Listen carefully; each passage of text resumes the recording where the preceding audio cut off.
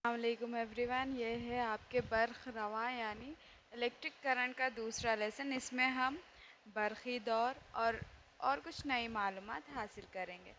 तो ये बरक़ी दौर क्या है, किस तरीके से काम करता है, साथ में हमने मज़ाहमतों के बारे में देखा था, मज़ाहमत नोई के बारे में देखा था।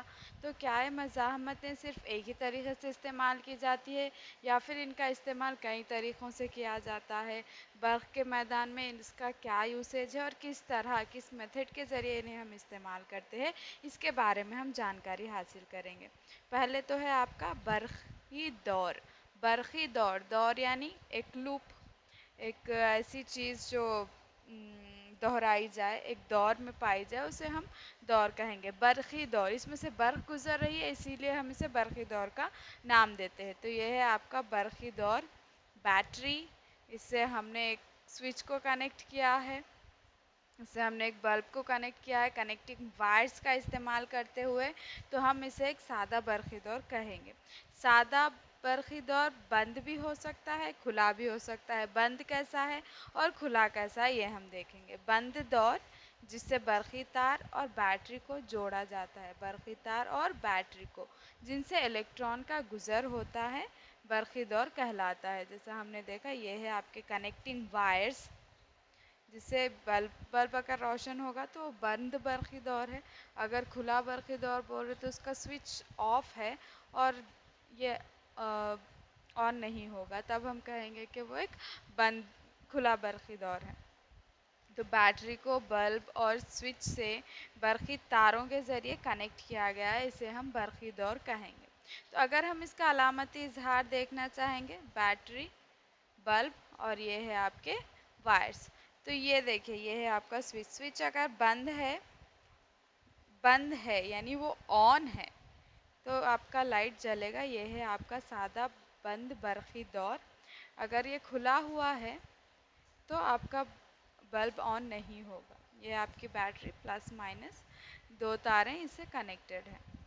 इसका प्रेजेंटेशन हम इस तरीके से कर सकते हैं। बरक़ी दौर, ये एक बंद बरक़ी दौर है। फर्स्ट थिंग, बंद बरक़ी दौर, जिसमें बरक़ी तारों की मदद से बल्ब को और बैटरी को जोड़ा जाता है, इसे हम बरक़ी दौर कहेंगे। इसके बाद है मज़ाहमतों का सिलसिला। तो मज़ाहमतों का सिलसिला, पहले हमें मज़ाहमतों के सिलसिले को मालूम करने के लिए ये मालूम रहना ज़रूरी है कि मज़ाहमत किसे कहते हैं। तो हमें पता है मज़ाहमत से मुराद बरक़ी दौर को, बरक़ी रो को गुज़रने से जो किसी भी मटेरियल में उसको रोकने की सलाहियत पाई जाती है, उसे हम मज़ाहमत कहते हैं। बरक़ी रो को रोकने का रुझान जो किसी भी मटेरियल में पाया जाता है, हम उसे मज़ाहमत कहते हैं। इसे हम आर से ज़ाहिर करते हैं, रेसिस्टर, और इसकी इकाई है ओम, जो जॉर्ज ओम के नाम पर रखी गई है। इसके बारे में हमने लास्ट प्रीवियस लेसन में डिस्कस किया था, तो you know all about this.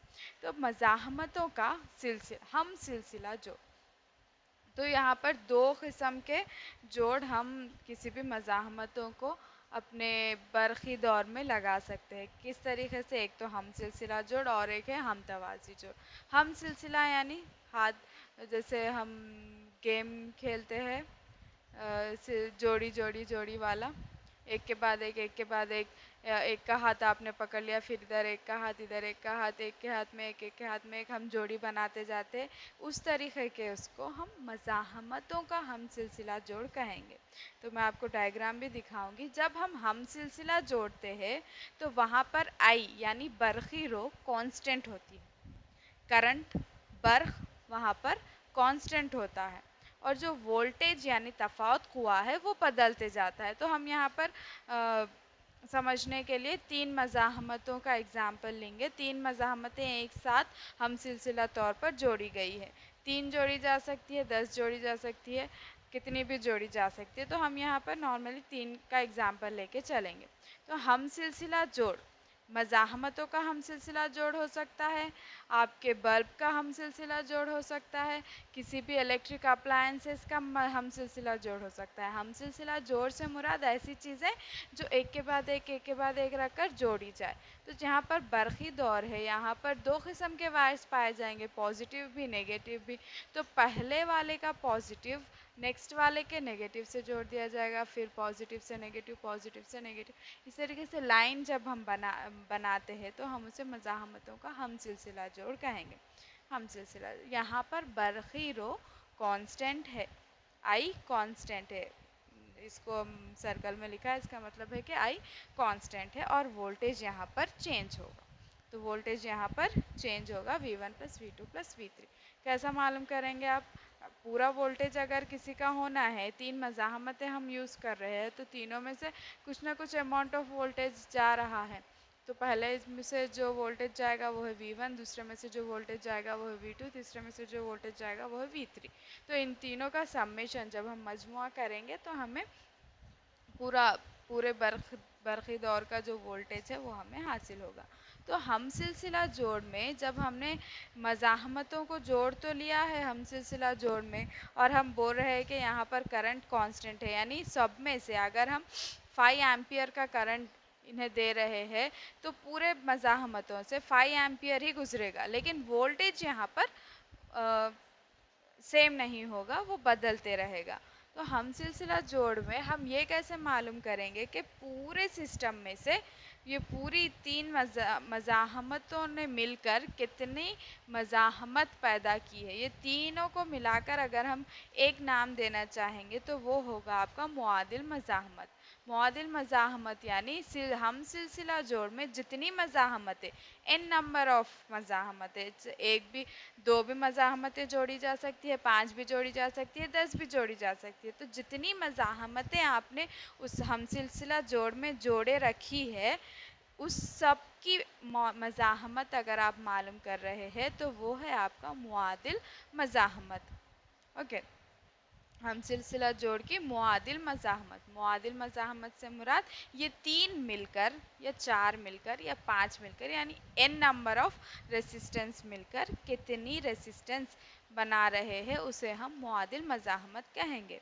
तो हम सिलसिला जोड़ की जो मुआदिल मज़ाहमत है ये मालूम करने के लिए फर्स्ट कंडीशन तो हमें पता है कि जब हम सिलसिला जोड़ रहे हैं तो इसमें बरखी रो कांस्टेंट है, आई कांस्टेंट है, तो आई सब में इक्वल है। 5 एम्पियर फर्स्ट के लिए भी है, सेकंड के लिए भी है, थर्ड के लिए भी है, लेकिन वोल्टेज डिफरेंट डिफरेंट होगा।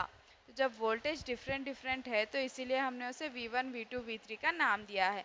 सपोज फर्स्ट वाले के लिए 3 वोल्टेज होगा, सेकंड के लिए 5, तीसरे के लिए 6, कौन सा भी नंबर हो सकता है। तो V1 ये कहाँ से आ गया VIR? Back to the basics, equal first वाला लेसन जिसमें हमने ओम का कुलिया पढ़ा था, V I R V is equals to IR। Okay, कैसे अक्स किया गया, किस तरीके से हमें ये फॉर्मूला हासिल हुआ, ये सब पिछले लेसन में हम डिस्कस कर चुके हैं। तो V1 is equals to IR, लेकिन पर्टिकुलरली हम ये एक मज़ाहमत का देख रहे हैं तो V1 is equals to IR1, क्योंकि इसका रेसिस्टेंस R1 है और I सबके लिए सेम होगा, I कांस्टेंट है, रिमेंबर हम सिलसिला जोड़ में I कांस्टेंट है। फिर V2 क्या हो गया, V2 is equals to IR2, यहाँ पे I कांस्टेंट है, I सेम होगा, R2 सेकेंड वाले रेसिस्टेंस की रेसिस्टेंसी कितनी है वो। फिर V3 is equals to IR3। तो अब हमें मालूम करना है टोटली ये पूरे सिस्टम की, ये पूरे सीरीज़ की, ये हम सिलसिले की वोल्टेज, ये पूरे हम सिलसिले का वोल्टेज कितना है और वो पूरे हम सिलसिले का आर इक्विवेलेंट यानी मुआदिल मज़ाहमत कितनी है, कैसा मालूम करेंगे? Obviously V1 plus V2 plus V3, जब हम तीनों को ऐड कर देंगे तो हमें V क्या है वो मालूम हो जाएगा। तो ऐड करने के लिए देखिए V is equals to V1 plus V2 plus V3, ये V है IR इक्विवेलेंट यानी पूरे सिस्टम का। V1 का देखेंगे तो IR1 है, V2 का देखेंगे तो IR2 है, V3 का देखेंगे तो IR3 है। सब में से I कॉमन है, कॉमन ले लीजिए, I और I cancel, R equivalent is equals to R1 plus R2 plus R3। तो हम सिलसिला जोड़ में जब हम मज़ाहमत देख रहे हैं, मुआदिल मज़ाहमत मालूम करना है, तो सिंपली अगर आप तीन मज़ाहमतों को ऐड कर देंगे, तीनों को जमा कर देंगे तो आपको मुआदिल मज़ाहमत आ जाएगी। कैसा आया फॉर्मूला? ओम का कुलिया इस्तेमाल करते हुए। यहाँ तक कॉन्सेप्ट क्लियर है? अगर नहीं तो फिर से आप एक बार वीडियो को देखिए, आसानी से मैंने आपको समझने के लिए इतना आराम आराम से समझा रही हूँ। तो नेक्स्ट एक एग्जाम्पल उसके ऊपर देखेंगे। कुछ नहीं करना है, सिर्फ जो जो मज़ाहमतें दी गई है उन्हें जमा करना है, अगर वो हम सिलसिला जोड़ में है तो। अब 3 मज़ाहमतों को हम सिलसिला जोड़ा गया है, जो 45 ओम, 15 ओम और 30 ओम इकाइयों की है। बताइए मुआदिल मज़ाहमत कितनी होगी? तीनों को सिंपली जोड़ दिए। अब बताओ मज़ाहमत, मुआदिल मज़ाहमत कितनी है? क्या करेंगे? तीनों को जमा करो, तीनों को जमा करे आ गया, दैट्स इट। तो अगर वो हम सिलसिला जोड़ में है, कौन से जोड़ में है? हम सिलसिला जोड़ में है, तो मुआदिल मज़ाहमत हासिल करने के लिए सिर्फ उन लोगों को ऐड करना पड़ेगा। नेक्स्ट, तो ये कंपैरिजन के लिए हम सिलसिला जोड़ हम किसे कहेंगे और हम मुतवाज़ी जोड़। एक एक का सिलसिलेवार है ना ये, 3 भी बल्ब, तो इसे हम सीरीज़ कनेक्शन कहेंगे या फिर हम सिलसिला जोड़ कहेंगे। लेकिन पैरेलल कनेक्शन में ऐसा नहीं होगा। ये तीनों के पॉजिटिव साइड एक जगह जमा किए गए, ये तीनों के नेगेटिव साइड से एक जगह जमा किए गए, फिर उसको बैटरी से जोड़ा गया। समझ में आया? ये तीनों के पॉजिटिव साइड से एक जगह जमा किए गए और ये तीनों के नेगेटिव साइड से एक जगह जमा किए गए, और जब उन लोगों को बैटरी से जोड़ा जाए तो उसे हम तवाज़ी कनेक्शन कहेंगे। एक बात दिस इज़ बेस्ट, हम तवाज़ी। हम क्यों हम तवाज़ी बेहतर है? क्योंकि जब हम तवाज़ी कनेक्शन में बल्ब को जोड़ते हैं, अगर एक बल्ब ख़राब होगा तो सिर्फ एक ही बल्ब ख़राब होगा, दूसरों पे इसका इफ़ेक्ट नहीं पड़ेगा। लेकिन जब हम सीरीज़ कनेक्शन में जोड़ते हैं, सिलसिले में जोड़ते हैं, अगर एक बल्ब गया तो सारे बल्ब ख़राब हो जाएंगे। तो हमारी घर की इलेक्ट्रिसिटी भी हम तवाज़ी तरीक़े पे मुनज़्ज़म होती है, क्योंकि अगर एक ख़राब हुआ तो सारे ख़राब ना हो।